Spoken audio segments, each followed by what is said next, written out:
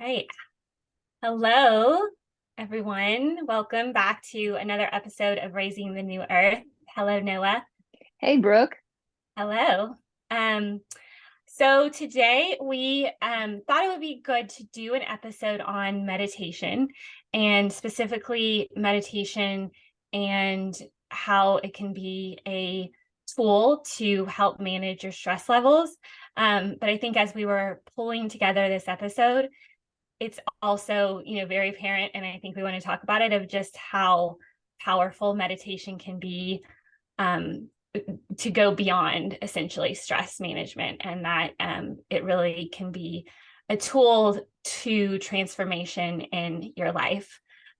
So I guess I'll first start off on kind of like addressing the stress in our world. I think that, now more than ever, we are so connected in a little bit of a superficial sense, and just having technology at our fingertips, and our attention and our awareness can kind of be pulled in all kinds of different directions. We're kind of in this constant on mode.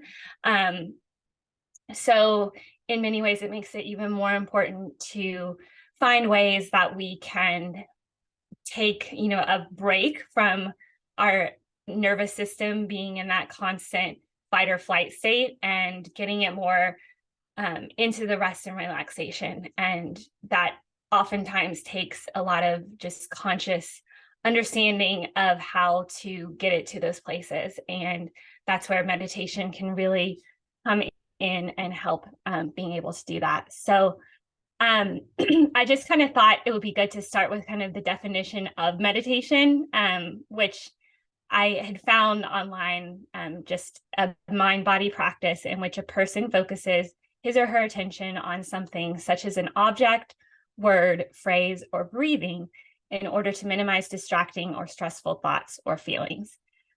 So I like bringing up that definition because I think that the idea of meditation often brings in this image of just sitting in silence and kind of like willing yourself to not think any thoughts. But I think that meditation can take on, or I know meditation can take on, many different forms. So if you enjoy running or gardening, or just something where you're really feeling present and not connected fully to kind of the chatter in your mind, but more what's just right there in front of you, you are in a sense in that meditative state. So I think it's just kind of important to throw that out there, that although like it's so powerful to sit and just breathe and be with your breath, and we'll talk more about kind of the different ways to meditate, that not one way is right for everyone, and it's more important to just find what you connect to and how you connect to that place. So what are your thoughts, Noah? Right. So a meditative state is basically a state when we can, and we're going to dive deep into it later on in the episode. A meditative state is a state where we can go from our beta brainwave, which is the busy hustle, go, go, go, go, to our theta brainwave, which is a slower brainwave. And in fact, Joe Dispenza, for those of you that know him, he even started incorporating walking meditations because he noticed that we do a meditation seated down at the beginning of the day. For those who are lucky enough to do it at the beginning of the day, I'm not doing it at the beginning of the day. Kids, it's not going to happen. But for those who do, you sit down, you do your meditation, but the moment you come back to your senses, you fall back right into the programmed behavior and forget what you just created. And so he wanted the walking meditation to be sort of like a vehicle to practice the habit of being with our eyes open, he said. So the practice of being caught up in the moment allows us to become the very person we want to be. And the effort to get beyond our known self is admirable. So that's what he said. And I like that because so many times I see with my own life and with my clients as well, that come to me with anxiety and super stressed, heightened nervous system, but they attest to them doing Kundalini yoga or taking 30 minutes a day and meditate. And yet I see them. They're not in a meditative state. They're in a parasympathetic nervous system that we're going to talk about later. So they're obviously in a stress mode. So to take a minute and go through the brain waves that we have 5 different brain waves. We have the beta brain wave that we mentioned. It's the wide awake, alert, and active. We have the alpha brain wave, which is a drowsy, more relaxed. It's also intuitive and super creative. We have the theta. That's what we want to bring the beta down to, which is the dreamy state of healing and super learning. And then when we sleep, the deep sleep and recovery is the delta brainwave. And then there's a new study shown with monks that they can achieve their gamma brainwave, which is peak concentration and cognition. And Dr. Amit Goswami, a physicist and one of my professors and mentors, added that brain surgeons, when they do a brain surgery, they reach a gamma state as well. So before, they hold their tools, nothing. It's probably in, maybe in a theta dreamy state of healing, super learning, maybe alpha. But once they start operating on that person, they're in a gamma state. So reducing the frequency of our 13 to 20 CPS, these are cycles per second every day, reactionary beta waves, to our 4 to 7 cycles per second theta wave is essential. And that's what breath work does. That's what meditation and what you mentioned before, being in nature. For my husband, it's riding his bike on the mountains. For me, it's, in a perfect world would be dancing or being in my garden. So all these are different meditative states. And like you said, we don't have to sit down and meditate. The thoughts are going to come in, and that is okay. Mhm.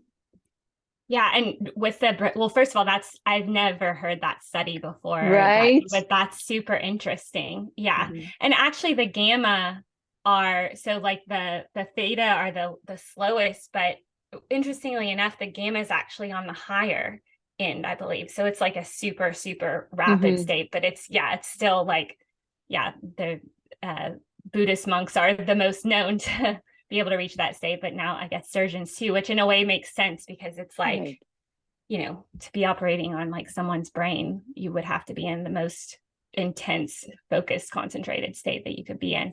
But I think it's also just with the brain waves, like we are operating in beta pretty much most of our day, so to sense. And there are kind of different states within beta where the higher you get, that's kind of like the more you get in that survival mode.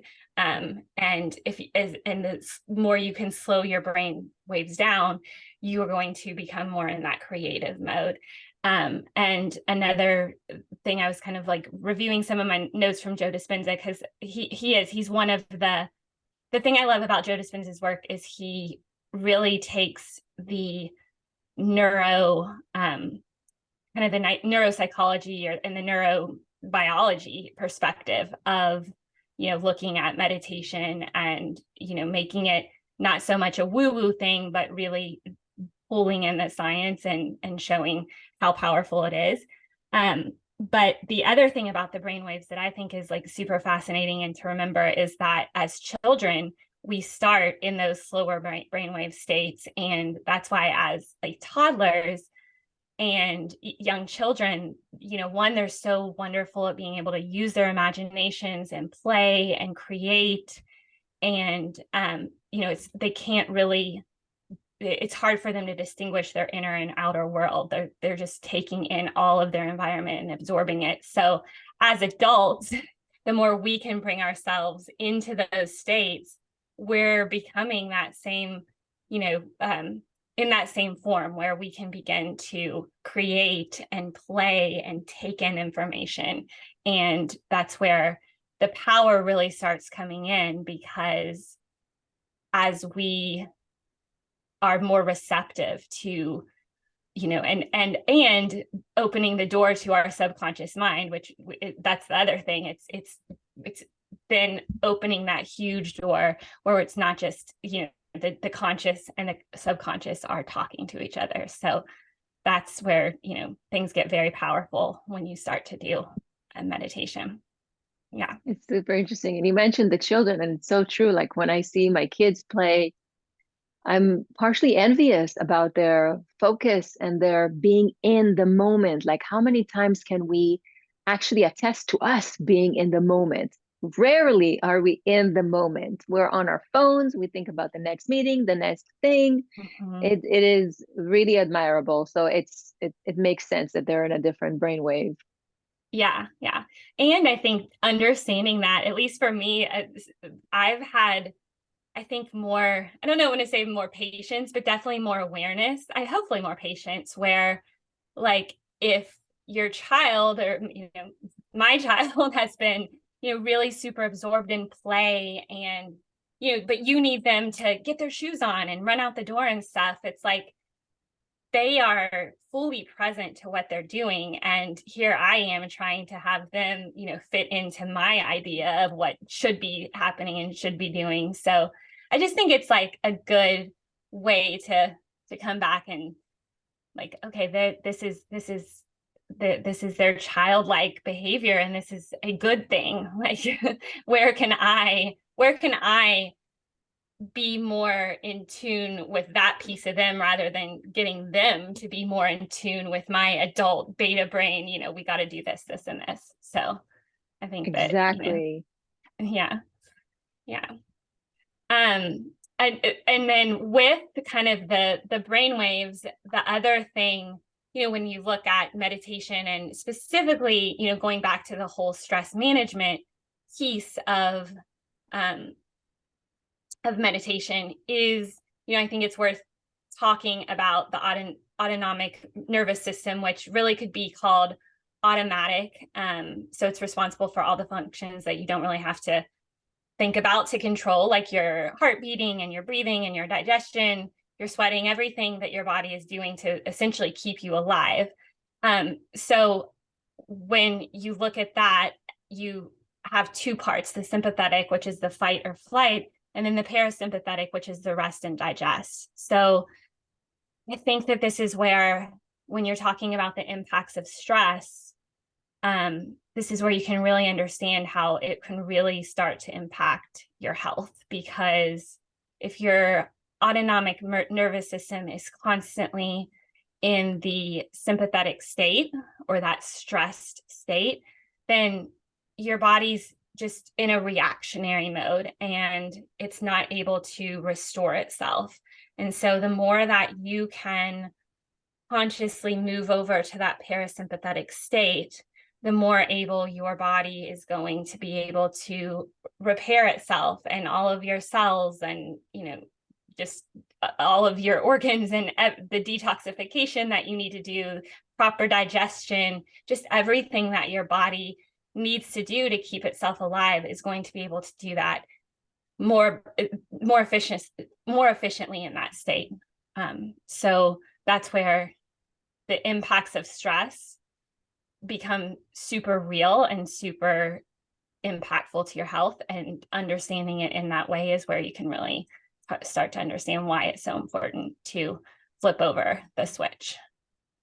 100%. Yeah, and there is a legit physiological response in our autonomic nervous system, which goes from the amygdala to the hypothalamus, and then it goes to the sympathetic nervous system, hypothalamus to HPA axis, almost like asking, signaling, is there still a threat?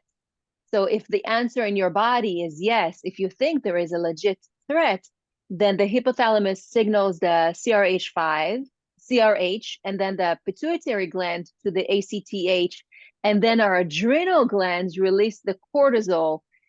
But if there's no threat, then our beautiful parasympathetic nervous system takes over. And it's important to realize that stress can be a good thing in our lives. There's no way to avoid stress altogether, right? But there are going to be stressors. So the stress is going to be the emotional or physical tension from any event or even thought that makes us feel frustrated or angry or nervous. So the stress is basically the body's reaction to a demand of some sort. And in those short bursts, it can be positive. It can keep us alive. It can give us the adrenaline that we need to accomplish a task. But when it lasts for a very long time, it will harm your health. A good thing of a good way of thinking about it is when you have an acute stressor, which is a stressful event that can happen maybe a handful of times in someone's life, marriage, divorce, even birth, death. This is an acute stressor. But a chronic stressor is an ongoing and everyday issues affecting our potential to influence our body, mind, family, or community. And that the body's resistance to stress, which is elevated cortisol, can only last so long before exhaustion settles in, and that creates an adrenal fatigue. So stress is unavoidable, especially in our Western society. It's a go, go, go society, but taking the acute stressors to a chronic thing day in and day out will create havoc on our wellness. Yeah. Well, and with that being said, and talking about that short-term stressors, I think that that's even become more popular today, through the term is hormesis, where it's essentially you're putting that short-term stress on your body to make it stronger. So, Right. but I think, yeah, which is, and then of course there are like the you're always going to have stressors in your life.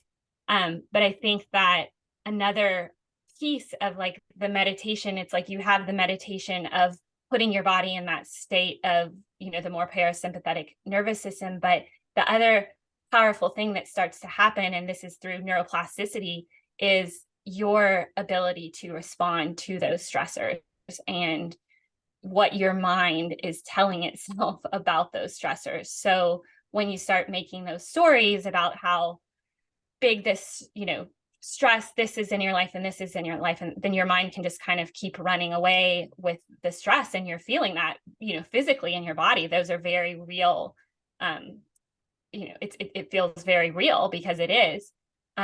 However, that's where the power of really being able to begin to observe your thoughts can really begin to change the way you're perceiving those stressors. And that just in the thoughts alone is going to change the physiology of your body. So yeah, it's kind of, I feel like the meditation, it's kind of like, it has those two different, it has the immediate rest and relaxation, but it's also kind of like building the muscle of awareness and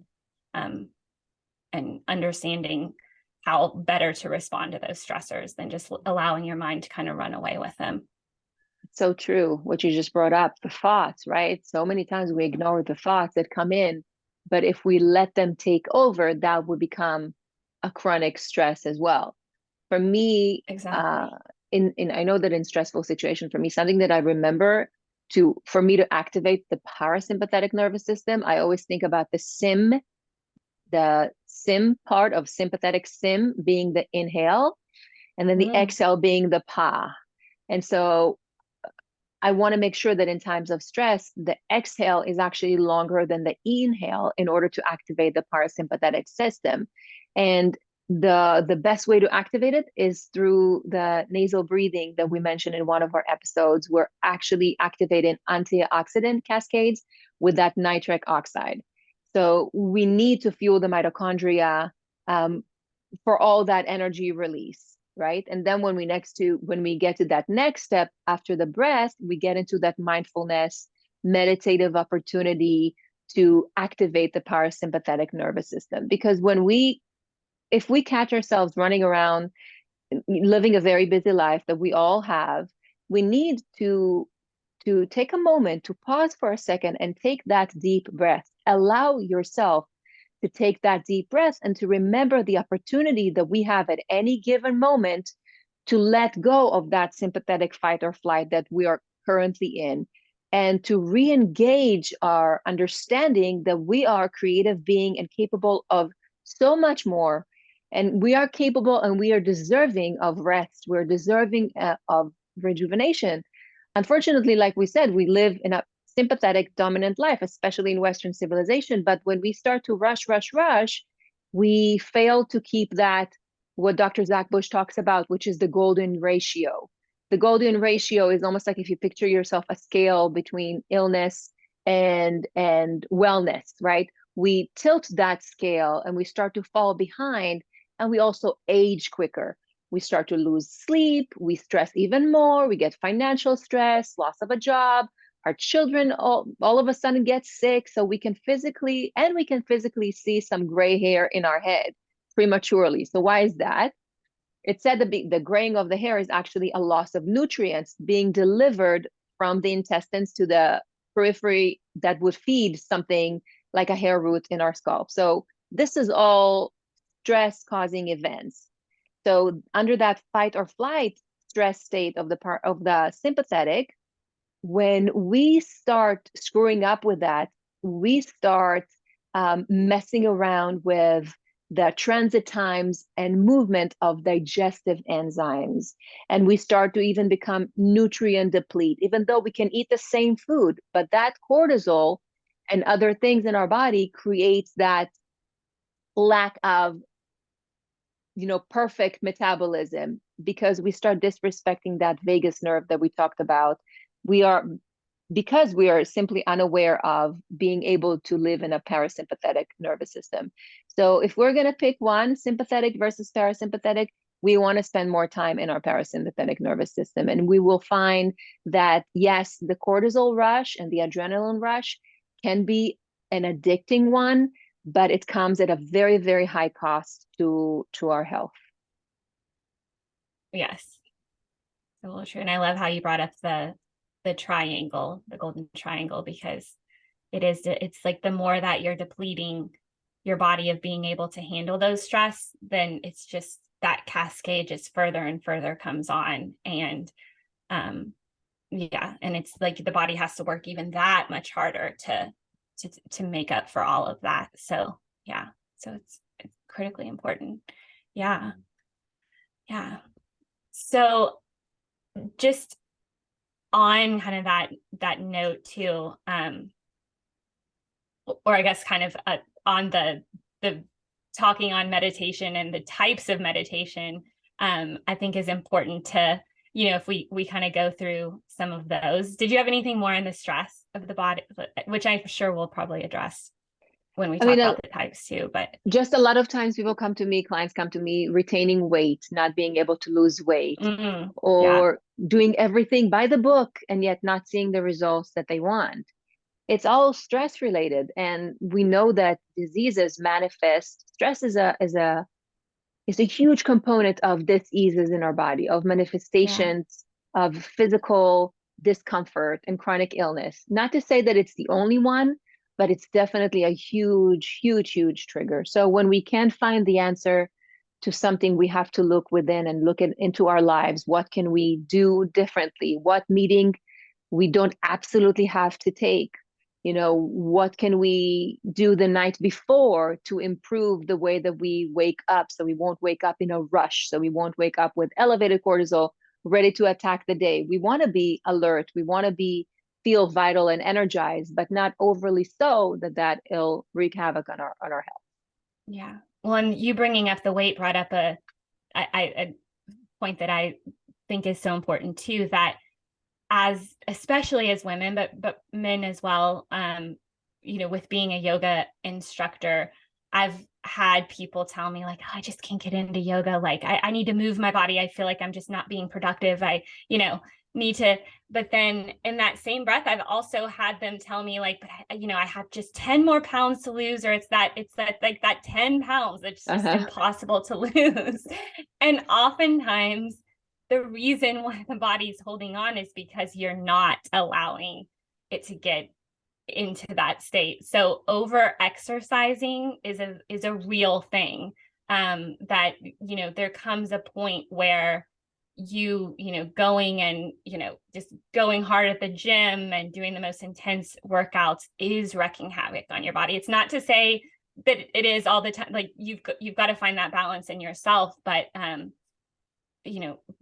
doing yoga and being with your breath and moving slow, it's actually extremely productive. And I still feel like there's a huge mindset shift that needs to happen. Like I think people are starting to kind of get that more. And with that too, I will say like I as a yoga instructor, and I feel like I've said this before on the podcast, but especially I was a yoga instructor in DC, like one of the most high stress type A environments that you can get with throughout in the world. But people would come stressed from their job. It's 5 o'clock, and it was just always so incredible to me, and I always felt like so privileged to get to witness those people come in stressed, and then they spend that hour with their breath and in essentially a meditative state, because they're not focused on anything else except being right where they are. And just the entire change in their whole demeanor is just incredible to witness. And I'm like, I don't need to see any studies. I don't need to see anything. Like I see it right here, the benefits of a 60-minute yoga class. And it doesn't have to be yoga, but just again, being able to just slow down, be with your breath, be fully present is incredible. That's so beautiful. I actually conducted an experiment on myself because I always say I used to be type A personality before having kids. Like go, go, go was like, yeah, that was my mantra. Yeah. And it was all about, doing Orange Theory workouts. For those that don't know, it's like Barry's boot camp in LA. It's like half hour on the treadmill running, and then the other half hour is lifting weights. There's no dull moment. And they kind of like dim the lights and creating a great vibe in the studio. But it's like, go, you want to sweat? That's where you're going to sweat. So I love that. And I love spinning classes. And anyways, a decade later, after having kids, I was like, you know what? I was also stuck with the last 10 pounds. Like, what is going on? I need to figure that out for myself, as a nutritionist, what's going on? And I conducted an experiment. I was like, that's a great time to have myself as the guinea pig. So I went and I did spinning classes every day, sometimes twice a day for a whole week. I was like, this is what my body loves, right? This is where I'm going to thrive. Not even a pound. Not even a pound. I ate the exact same thing, not even a pound. Like go, go, go, go. And I also used lumens. So I saw that I wasn't burning any, like nothing moved. And yet you would think you sweat the whole thing. And then I took a week of rest. Didn't do anything, which was very hard for me. I didn't do anything. I lost a few pounds.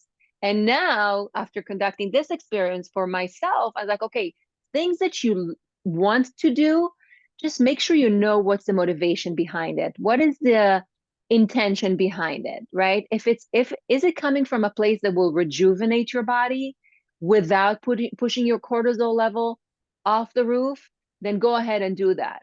But is it because you think that's going to do something that in actuality does not, then reevaluate why you're doing it. And I can always see the people that like going to those types of classes. I can see their personality is in alignment with that type of workout. Like I never see like a super chill person doing spinning class. It's always, it's always the entrepreneurs and this, Right. Yeah. Funny. Well, yeah. And those are probably the people. I mean, not dissing those sort of no, workouts. not at like all. They're great. Yeah. Like those are also the type of people that probably really need to go to a yoga class. Yes. Find some stillness too. But I do think too, it's like another thing you'll hear is like, I just can't lay there. My mind will race. My mind, and number one, that's okay. But also it's like, yeah, but the more that you can kind of be aware of that and practice being in stillness, then your thoughts will be a little bit more manageable. But I think so sometimes people are a little bit almost, I don't want to say scared, but it's just such an unknown to like not be able to think about things, especially people that are go, go, go. It's like I'm onto this and this and this and this. And so I think that it can be a challenge to slow down, and it just is such an unfamiliar feeling. So yeah. And for those that are used to doing a certain type of workout, change it up a little bit. Try once a week, go to a yoga class once a week. You don't have to change your entire lifestyle. This is where I say we love comfort, we love habits, and it's hard for us to change it. That is okay. But just implement one day a week. Switch your, OT Orange Theory with one yoga class and see for yourself. Yeah, absolutely. It's and it's those little changes that are going to make big. I think that oftentimes when people are trying to make changes in their life, yeah, it's kind of, oh, I got to go all in. But Yeah. yeah, yeah, I mean, even if you don't have time to go to a full yoga class, there's so many things online now where you could find even a 10-minute yoga or guided meditation just to experiment and try it out. Yeah. So, but with that, I think that's a good transition to talking about the different types of meditation, because I think yoga, one, I will say with yoga, there's so many different types of yoga right within then and there. But the thing I think that makes yoga, as in doing postures, and when you look at it through that, like the hatha style, when you can, it allows you to become present, fully connected to your body, especially when the instructor, or just however you're doing the yoga, when you can really focus in on the breath. That's where it becomes present, and that's where it does become like a meditative practice. And in the same ways, just like you were saying, the walking meditations that Joe Dispenza does, and often those are guided meditations. So it's just another way to, if you're not comfortable with the stillness, you can be guided through and walk your way through meditation. And then as far as other types of meditation, transcendental meditation. So that's usually involves a mantra, and it's practiced for 15 minutes, for 20 minutes, twice per day. Actually, you've like practiced transcendental meditation, right, Noah? Yeah. Mm-hmm. Probably speak more to it and its effects. But Yeah. So it involves the use of silent sounds, mantras, and I usually do it for 15 or 20 minutes. I try to do it sometime throughout the day. Now I incorporate something else to it. But what neuroscientists found is that this is the only meditation that produces alpha waves. So there is a distinct pattern in the brain corresponds to the state of the relaxed inner wakefulness, that serenity we talked about. That's the alpha brains, and they become strengthened when you do this meditation. So this is for better memory, increased creativity, broader comprehension, and sharper focus. And researchers found that this one, the TM, you can find it on YouTube. You can see how to do the TM technique, is actually the most beneficial one to improve all those cognitive aspects. And then as far as other types of meditation, one that I have really connected to in the past, and really brings in like the more healing aspects of meditation and the more energetic aspects, from perhaps maybe not just you, but in taking the perspective of everything is energy, and therefore shifting energy within yourself is shifting energy elsewhere as well.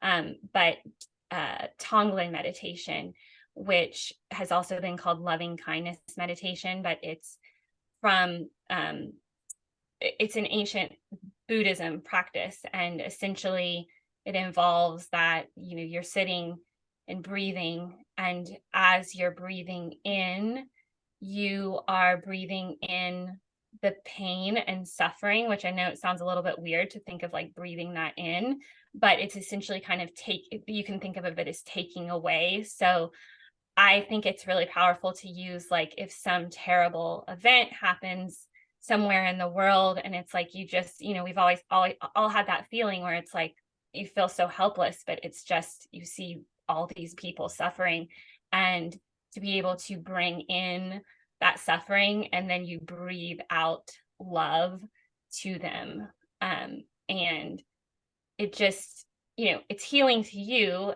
as a human, like, it all, it's bringing out the compassion, I guess, more, the empathy too, but empathy, I sometimes think of empathy as like not always a good thing, and that when you want to help someone who's hurting, it doesn't really help to hurt too with them, but it is fully kind of connecting in with that energy. And like, I think of it as maybe in small ways, it's just elevating the energy overall and just giving them that space to be able to heal.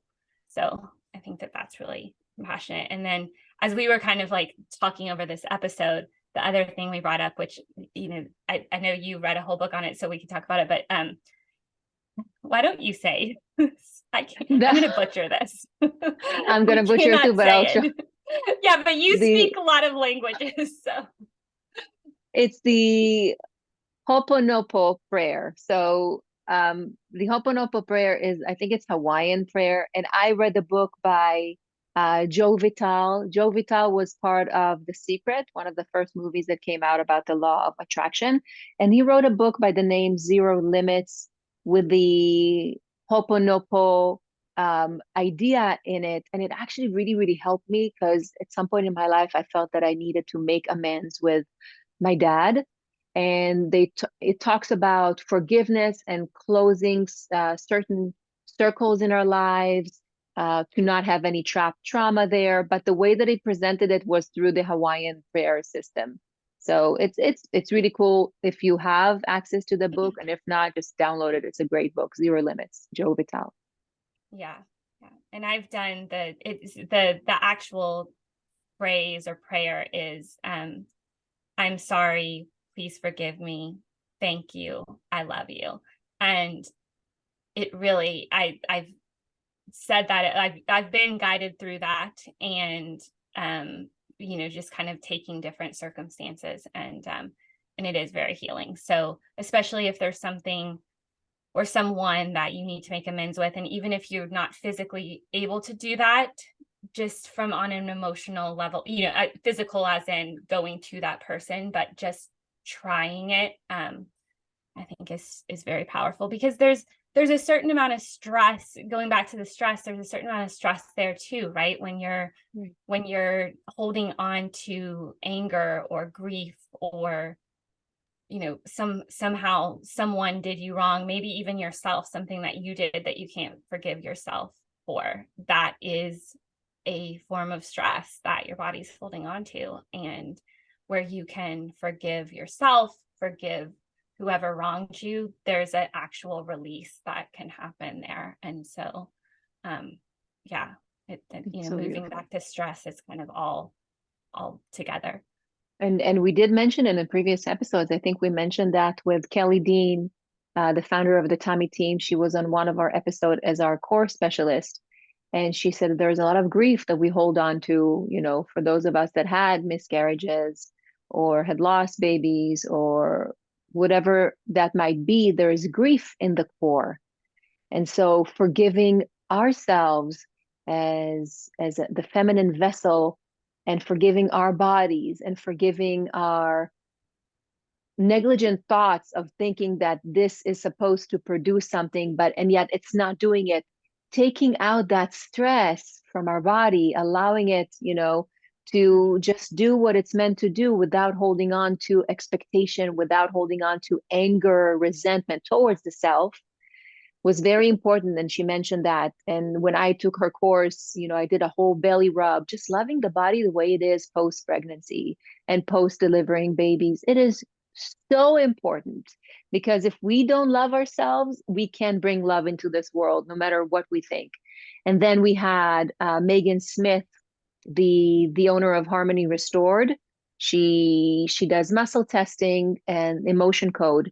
This, I think it was the episode before this one, and she talked about getting out of the way. Like, if you get out of your way and love yourself, the body will heal because it knows that it needs to heal. So get out of the way. And that's why I always add with my clients and people that I have the privilege to help or assist or guide in their healing journey, there's always components of the emotional components and the physical components. So what are you holding on to? What can't you let go of? Who haven't you forgiven yet? And the Ho'oponopo, that really helped me in my case with my dad, and saying, I'm sorry, please forgive me, and letting that go. I absolutely felt, you know, my prana, my life force flowing a lot better even without telling it to him directly. It was all through a letter, it was all through me releasing this baggage, this no longer needed garbage that I didn't want to carry in my life anymore. Yeah, that's beautiful. So true. Yeah. Yeah. As far as going just some different tools and stuff, do you want to kind of talk Yeah. through? So, and I wanted to add for meditation, my grandfather, who came from an Arab country, he used to hold beads. It's a long string Oh of beads. yeah. And I just remembered, so it's called sabha or misbaha, and it's been part of the Islamic tradition for centuries. And I remember when we used to go there on Saturday mornings, he used to sit with the beads and just go through the beads. Normally, it has to do with the Islamic prayer and praising God. And there's either 33 beads or 99 beads made of pearl, coral, or stones or wood. So it's very similar in appearance to the rosary, right? The Catholic Yeah. rosary.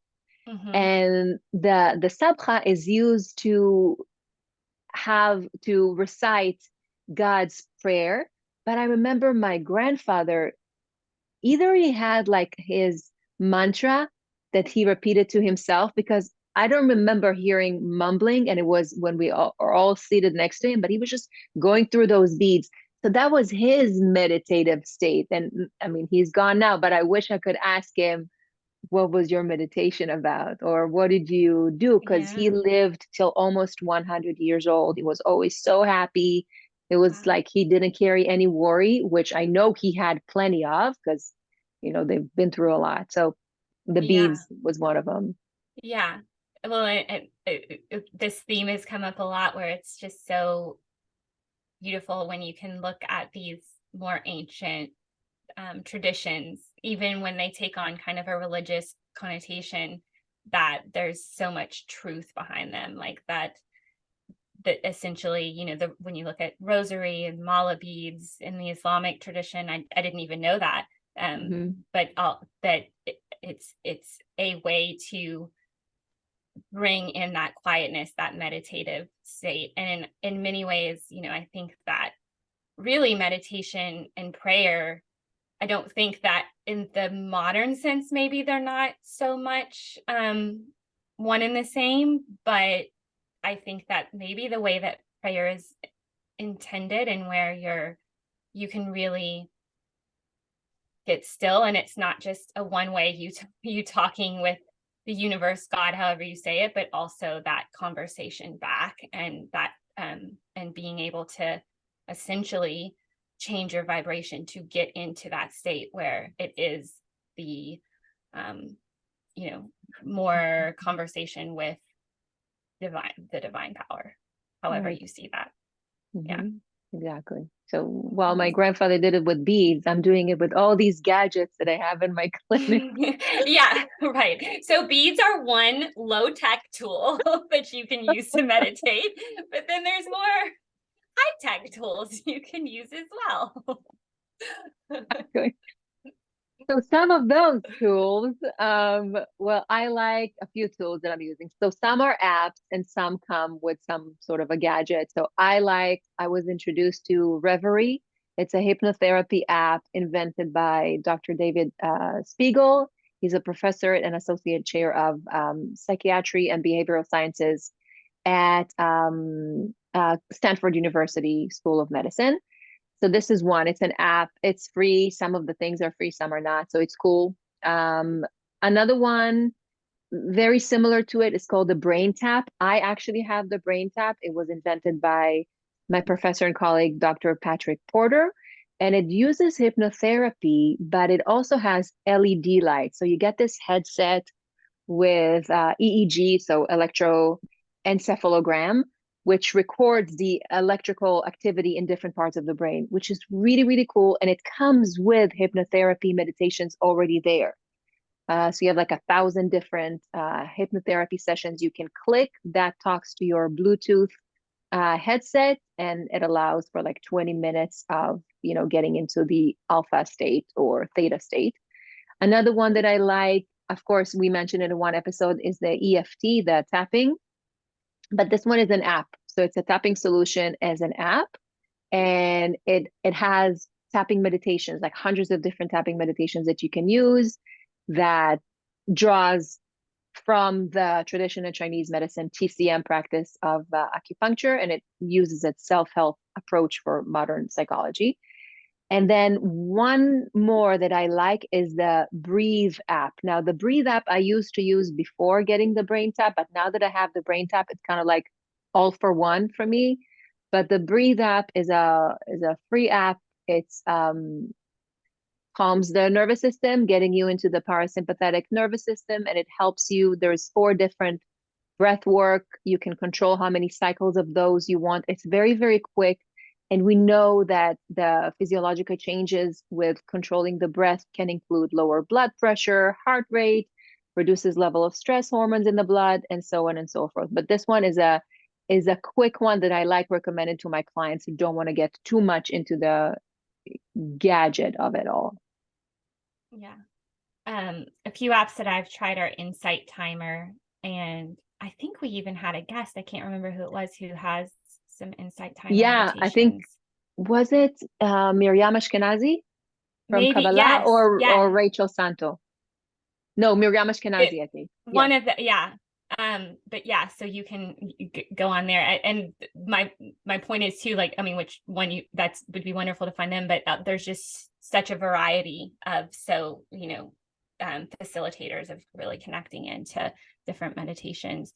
I haven't used it in a long time, but I know that it's still like one of the most popular meditation apps. And then Headspace is another one that I've never used, but I know it's super popular.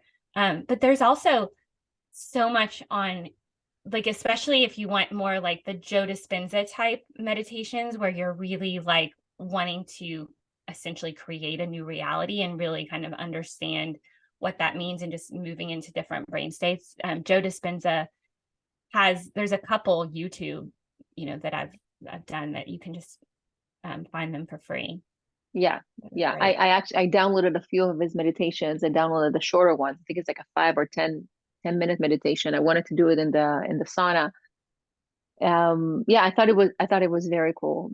For, when clients come, the first thing you want to do is just we take them out of that state of busy, busy, busy, right? From the beta to the theta. So grounding, or I even give them the brain tap to sit there for 20 minutes. Or when I didn't have that, I just did a lot of breath work with them, and you see like a whole different person, right? They come in through the door with, Yeah.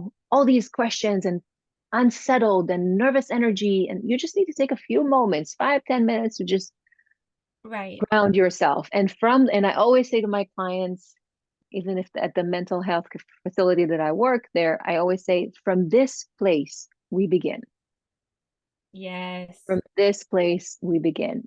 Yeah. And half of the questions that they had before, they no longer have. Half the problems they had before, they no longer have. And so this is true. These are our case studies. You seeing the yoga transformation in your studio, me seeing my clients at the clinic. These are the proven case studies that we have. Yeah. Well, and I think that's a good point you brought up, just the grounding in before any sort of coaching session, how important it is.